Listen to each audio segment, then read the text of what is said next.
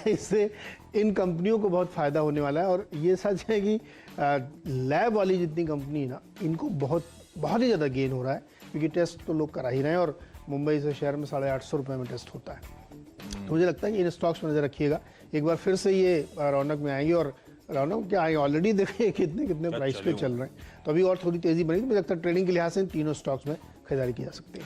और अच्छा, एक काम डायरेक्टर साहब, मेरा 5वां स्टॉक पहले दिखा दीजिए, पीवीआर, क्योंकि इसी थीम को आगे बढ़ाया, लेकिन वो एक सेल कॉल है।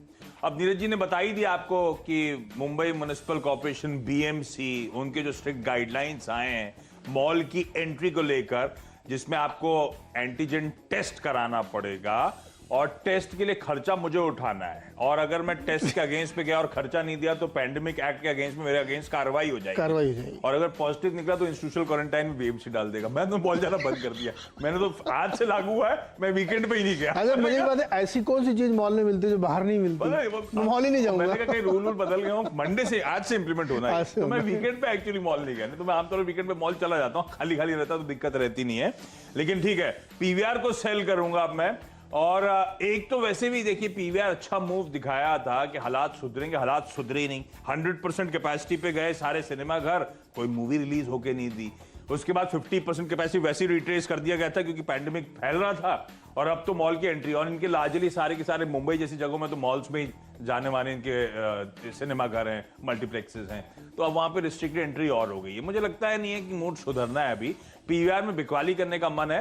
पर एक बात ध्यान रखिएगा, लास्ट टाइम इस तरह की खबर आई थी, मैंने इंटरग्लोब बेचा था, इंटरग्लोब दिन के हाईस पे जाके खड़ा हो गया था, तो न्यूज पे किस तरह का इंपैक्ट है एनीबॉडीज गेस, लेकिन लगता है कि इवेंचुअली दबाव आएगा। तो स्क्रीन पे दिख रहा हो तो बेचने का मन बनाइएगा। अच्छा, अब जरा ऊपर वाले स्टॉक्स खोलिए। कोलते पाटिल, एक जाने माने पोर्टफोलियो मैनेजमेंट सर्विसेज ने एग्रेसिवली फ्राइडे को बाइंग करी है, 4.5 लाख शेयर्स के आसपास की। स्टॉक बढ़िया है, Maharashtra based real estate company, तो वैसे ही स्वीट स्पॉट में गवर्नमेंट सपोर्ट के चलते 285 साल के हाईज है, 225-230 पे स्टॉक चल रहा है, तो ऑफ हाईज है, अच्छी कंपनी है। पुणे, बेंगलुरु और मुंबई में बड़ी अच्छी ग्रिप है, जाना माना नाम है रियल एस्टेट की दुनिया में, इसको रडार पे रखना है। और एक क्रॉम्पटन ग्रीव्स कंज्यूमर इलेक्ट्रिकल्स, इसमें एक गजब का मूव, और कंज्यूमर इलेक्ट्रिकल सारी कंपनी ताबड़तोड़ तेजी दिखा रही हैं। जेनेसिस इन्वेस्टमेंट मैनेजमेंट एलएलपी ने 10.5 पौने 11 लाख शेयर्स खरीदे हैं और अधिक एडिशनल बाइंग हुई है। ये फ्राइडे की क्लोजिंग के बाद अपडेट आया।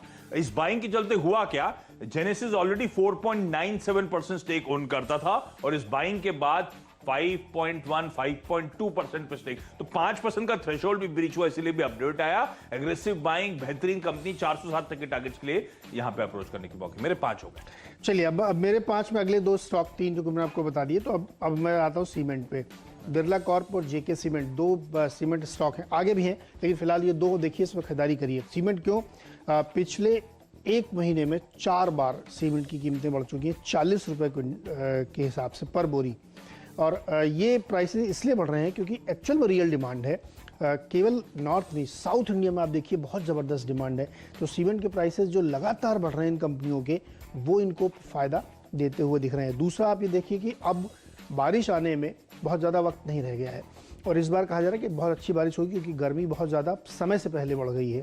तो नॉर्थ में थोड़ा देर से आती है, लेकिन साउथ में बारिश जल्दी आ जाती है, तो इसलिए कंजम्पशन और ज़्यादा बढ़ता है क्योंकि बारिश के समय कंस्ट्रक्शन थोड़ा सा रुकता है। 30% के आसपास डिमांड कम हो जाती है, लेकिन उसको मेंटेन करने के लिए इस समय फुल स्विंग पे कंस्ट्रक्शन है। तो मुझे लगता है सीमेंट स्टॉक आप रडार पे रखिएगा, तो वहाँ पे एक अच्छी तेज़ी आपको बनती हुई दिखेगी। इसलिए बिरला कॉर्प लिया, जेके सीमेंट लिया। अच्छा, डिपेंडेबली बता देता हूँ, इस समय इंडिया सीमेंट है, साउथ बेस्ड कंपनी है, दमानी साहब वगैरह इसमें है सारे लोग, लेकिन बेसिक जो फंडामेंटल स्टोरी है उसके आधार पर लिया है। इंडिया सीमेंट दिखाई डिपेंडेबल स्टॉक, और उसमें भी अच्छी तेज़ी बनेगी।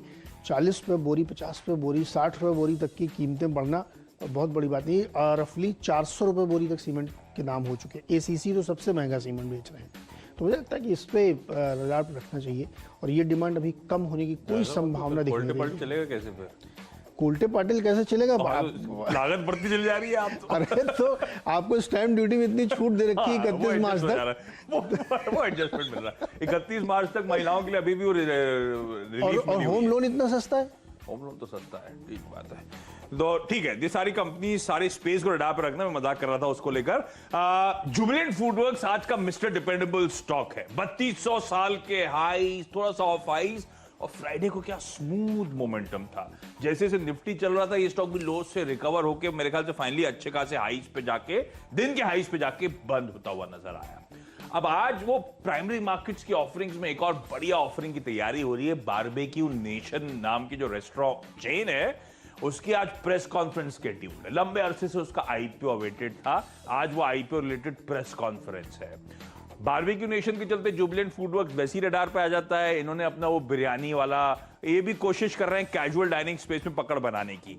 साथ साथ इस बारबेक्यू नेशन पे भी आपको याद होगा 10-11% स्टेक इस आईपीओ से पहले प्री आईपीओ जुबिलेंट फूडवर्क्स ने ऑलरेडी खरीद लिया है। तो बढ़िया बारबेक्यू नेशन का रिस्पांस एंटिसिपेटेड है, तो देखते हैं किस तरह का रिस्पांस रहता है। लेकिन इस कंपनी को रडार रखिएगा, आज की उस प्रेस कॉन्फ्रेंस के चलते हरकत में आएगा। मेरे ख्याल से फ्राइडे को भी जो लो से अपमूव आना शुरू हुआ था, खैर मार्केट मूड भी वैसे ही था, तो कहना गलत होगा, लेकिन हो सकता है सुगुगाहट के चलते अपमूव आने शुरू हुए हों। तो ये जो बारबेक्यू नेशन है, भारत के जो ऑर्गेनाइज्ड फूड सर्विसेज मार्केट है, मैसिव है, उसमें एक बढ़िया प्ले है। 138 बारबेक्यू नेशन ब्रांड के कैजुअल डाइनिंग आउटलेट्स और जानी जाती है वो टेबल पे ग्रिल वाला कंसेप्ट गजब का है। तो मुझे लगता है रडार रखिए जुबिलेंट फूडवर्क्स को। अच्छा मूव अभी भी देने का दमखम है, और ये कंपनी बहुत स्मार्टली इक्विटी इन्वेस्टमेंट्स कर रही है। आपको याद होगा यूरोप में भी एक कंपनी को जो डोमिनोज वहां पे चलाती है, ज्योग्राफी में कई सारी, उसमें इन्होंने स्टेक ओन करा था, एक्वायर करा था। बारबेक्यू नेशन में स्टेक एक्वायर कर रहा था। तो अपना कोर धंधा, उसके अलावा इस तरह के ब्यूटीफुल एक्विजिशंस, मुझे लगता है इसको लाइमलाइट में रखेंगे। 2930 तक के टारगेट्स पे अप्रोच करिए। क्विकली छोटा सा ब्रेक के उस पार हम दोनों की टीम्स के फ्री हिट और पिंच हिटर स्टॉक्स।